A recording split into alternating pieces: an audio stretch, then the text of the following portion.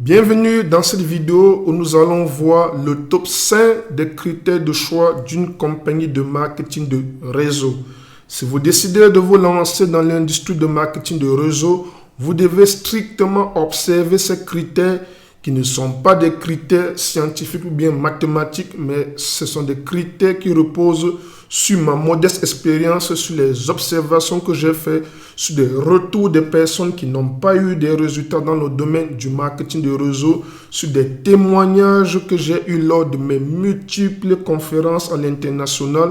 J'ai pu comprendre les frustrations, la mauvaise appréhension des choses et les erreurs que beaucoup de débutants dans le marketing de réseau ont commises et qui ont fait qu'ils n'ont pas eu de succès et que vous allez donc éviter également de tomber dans ces erreurs. Si vous choisissez très mal votre compagnie de marketing de réseau, vous n'aurez pas de résultats, vous allez connaître des échecs et frustrations et vous allez tirer malheureusement sur le marketing de réseau alors que le problème ne vient pas du business model en lui-même, mais le problème provient tout simplement de comment vous avez choisi votre compagnie de marketing de réseau.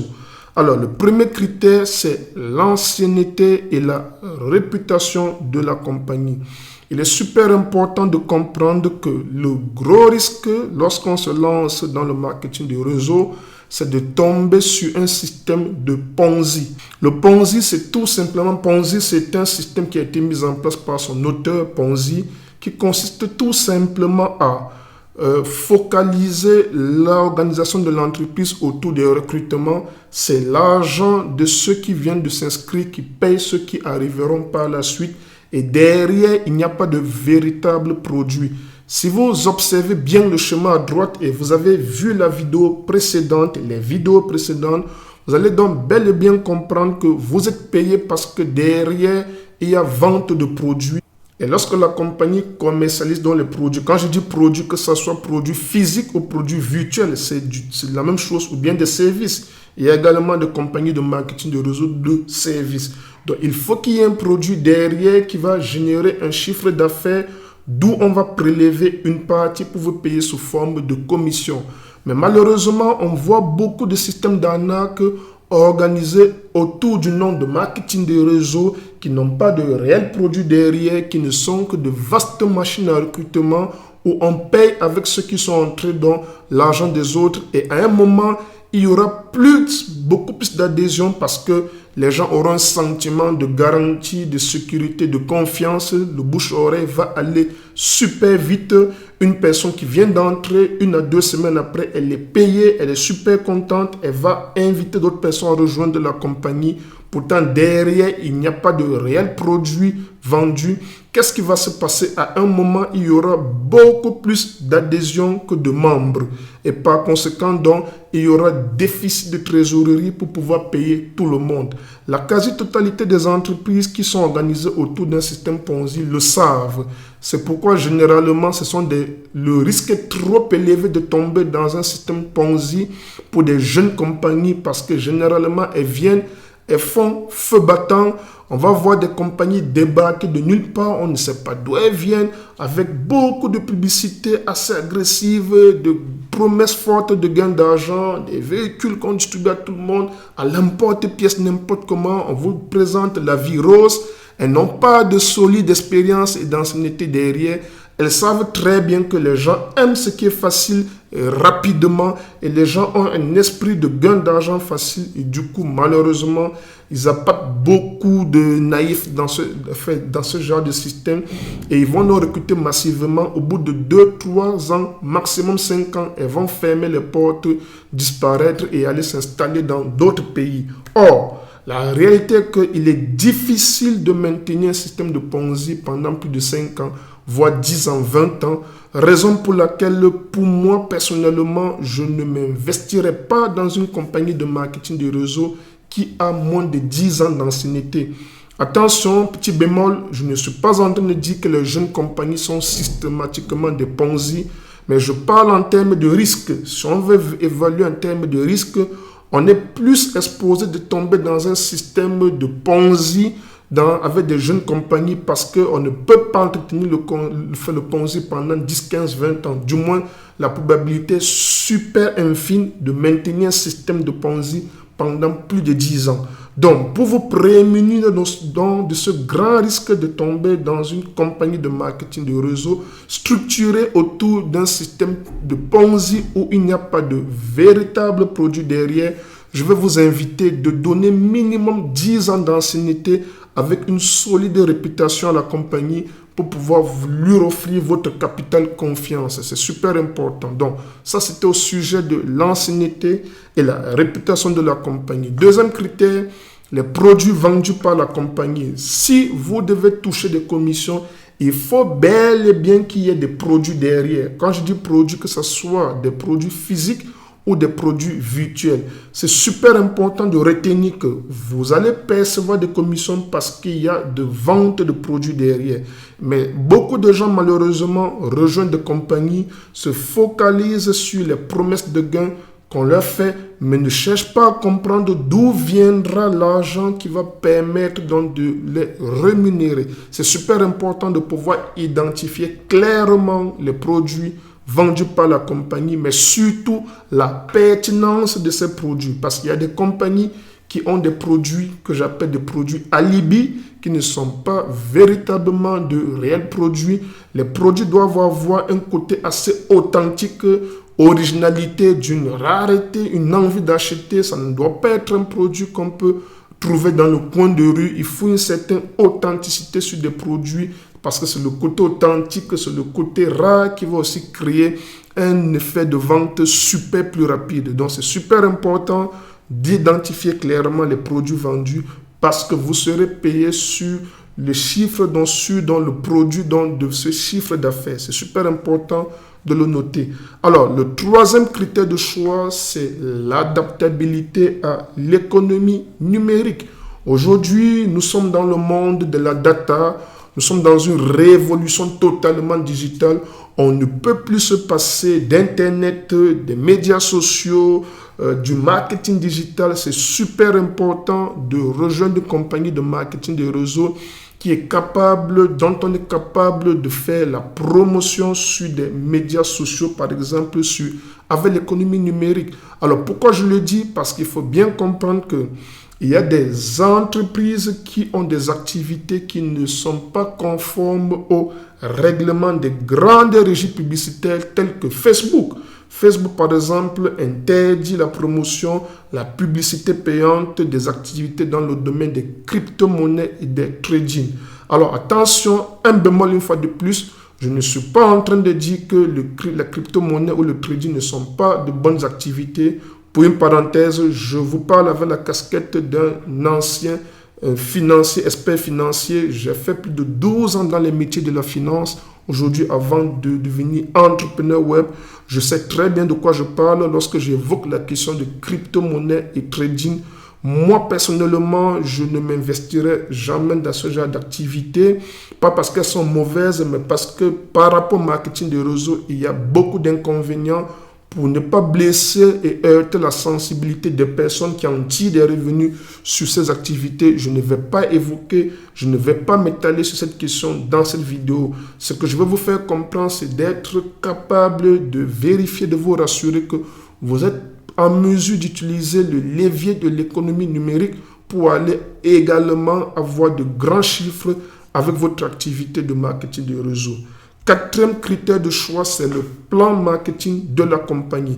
Alors, je vous invite fortement à ne pas tomber dans le gros piège du plan marketing tel qu'il est présenté par des personnes qui vous prospectent. Généralement, on présente le côté rose du plan marketing. On vous présente les gains d'argent super intéressants. Mais la réalité, c'est que une fois entré dans la compagnie de marketing de réseau, il y a d'autres choses que vous allez découvrir. D'abord, il y a un élément fondamental que beaucoup de personnes qui vous parlent de l'opportunité cachent. C'est ce qu'on appelle la maintenance ou l'autoship.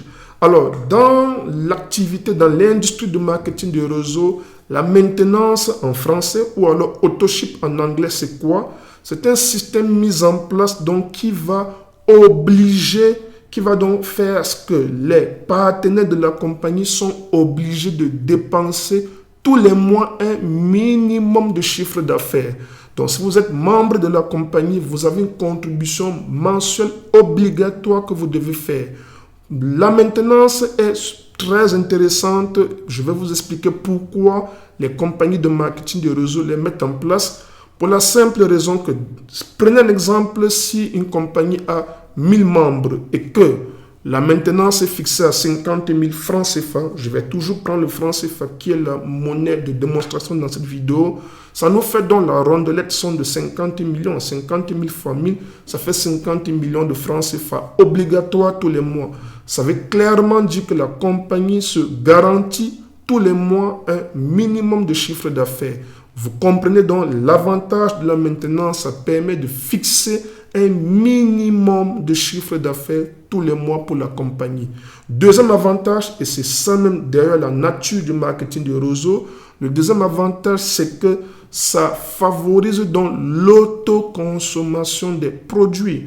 Rappelez-vous, si vous avez encore l'image à gauche, à droite, j'allais dire, on consomme, on est satisfait, on recommande. Si vous ne consommez pas des produits, vous ne pouvez pas être en mesure de les recommander. Pour donc accentuer la recommandation produit, les compagnies de marketing de réseau vont donc imposer la maintenance. Alors, lorsque je dis imposer, lorsque je parle du caractère obligatoire, la question qu'on peut se poser, c'est si on ne le fait pas, quelle est la sanction? Et bel et bien, les entreprises qui ont opté pour un système de maintenance obligatoire vont tout simplement conditionner le paiement de vos commissions au paiement également de votre maintenance. Ça veut dire que si vous ne faites pas de maintenance, vous n'aurez pas de commission le mois. C'est une contrainte qu'on vous impose pour pouvoir toucher vos commissions. Alors, il est donc super important de vous renseigner avant s'il y a un caractère de maintenance. Pourquoi c'est assez embêtant et super important de se renseigner? Parce que si vous démarrez une activité que vous découvrez nouvellement, le marketing de réseau, vous avez eu confiance à la personne qui vous a parlé de l'opportunité, vous investissez votre argent, vous allez démarrer l'activité en essayant de comprendre comment cette industrie fonctionne, comprendre comment l'entreprise fonctionne. Pendant que vous êtes dans votre phase d'apprentissage, on vous assomme déjà tous les mois d'une contrainte obligatoire de payer une maintenance. Ça devient super frustrant, vous n'êtes pas préparé à ça et vous pouvez facilement décrocher, abandonner le business, et c'est là où beaucoup de personnes diront que c'est de l'arnaque, ce qui n'est pas faux, parce que vous n'avez pas eu l'information au début. Alors, ce ne sont pas toutes les compagnies de marketing de réseau qui adoptent donc la maintenance. Dans d'autres compagnies, il n'y a pas de maintenance. Dans d'autres, il y a la maintenance, mais ce n'est pas obligatoire, c'est facultatif. Et d'autres compagnies donc imposent rigoureusement donc cette maintenance. Il est donc clair et important pour vous de ne pas vous focaliser uniquement sur le plan marketing. Pour rappel, le plan marketing, c'est le plan de compensation encore, c'est-à-dire comment est-ce que vous serez payé ou bien rémunéré. C'est le plan donc qui va définir comment est-ce que vous allez donc développer l'activité et avoir une contrepartie financière. Donc, c'est super important d'observer ce quatrième critère. Et le cinquième critère, alors, super important également, beaucoup négligé par des personnes qui n'ont pas de résultats dans le marketing de réseau, c'est de se rassurer si la compagnie de marketing de réseau vous garantit ce qu'on appelle un système support mis en place. Le système support, c'est l'organisation, c'est le programme d'accompagnement, ce sont des méthodes de travail, c'est le coaching qui va vous permettre, une fois que vous avez rejoint la compagnie de réseau, vous avez une prise en main et un accompagnement véritable pour pouvoir avoir des résultats.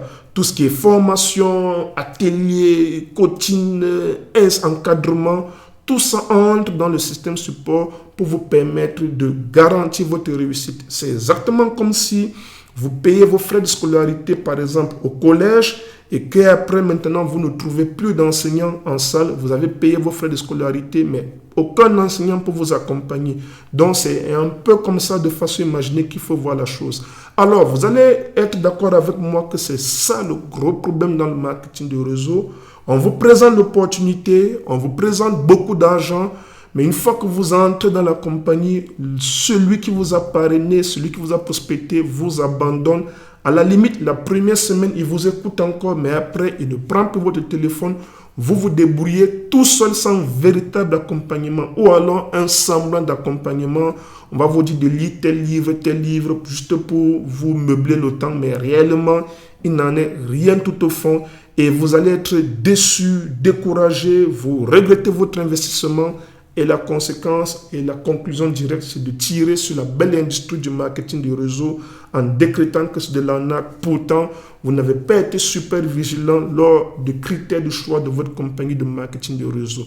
Donc, de par ma modeste expérience, des retours des personnes que j'ai eues en conférence, des anciennes personnes qui avaient des échecs dans le marketing de réseau et qui ont rejoint mon équipe, j'ai pu comprendre que voici les top 5 des critères que vous devez strictement observer si vous allez prendre la décision de vous lancer dans cette belle industrie qui est le marketing de réseau. Alors, ça, c'était donc la première cause d'échec. La quasi-totalité des débutants choisissent très mal leur compagnie de marketing de réseau. Mais nous avons une deuxième cause d'échec, alors qui est aussi la plus importante, notamment sur la pratique des vieilles méthodes traditionnelles de marketing de réseau que nous allons aborder donc dans la deuxième partie de cette présentation. On se dit à très vite.